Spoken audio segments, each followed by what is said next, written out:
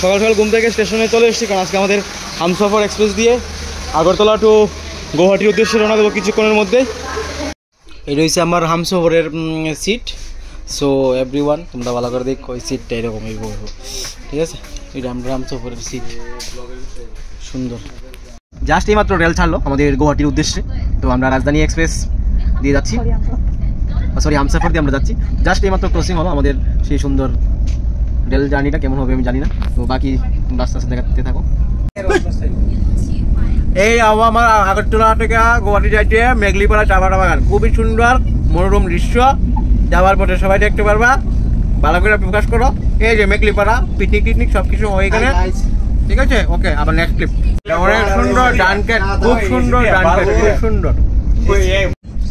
এই মুহূর্তে আমরা পৌঁছে গেছি ধর্মনগর পেরিয়ে একটা সুন্দর পাহাড়ের মাঝখানে, বাকিটা একটু পরে দেখাচ্ছি। পৌঁছে গেছি বন্যার জলে প্লাবিত হওয়া কিছু সেই জায়গা, প্রচুর ক্ষতিগ্রস্ত হয়েছে, কৃষকদের বাড়িঘর ডুবে গেছে, সেই জায়গাটা একটু ক্যামেরা বন্দি করলাম। ধন্যবাদ।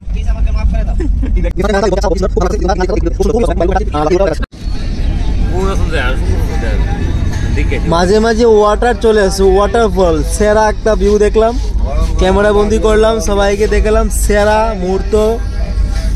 ও মাই গড, ও মাই গড, মুরব্বি কি হইলো এটা? ও মাই গড, গাইস দেখা দেখা এত সুন্দর গাইস, জীবনের প্রথমবার জলটা দেখে স্নান করার ইচ্ছা করছে, কিন্তু কেমনে স্নান করবো আমি আছি রেলো।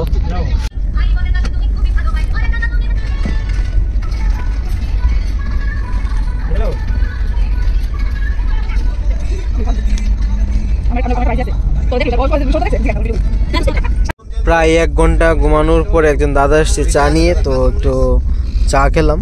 চাটাও সত্যি খুবই ভালো, ঠিক আছে? এই চাটা অনেক দুর্দান্ত। জঙ্গলের মাঝখানে কোথায় আছি জানি না। 04 থেকে আমরা রুম থেকে বেরিয়ে গেছি, এখন জাস্ট আমরা যাচ্ছি আজকে চেরাপুঞ্জির উদ্দেশ্যে।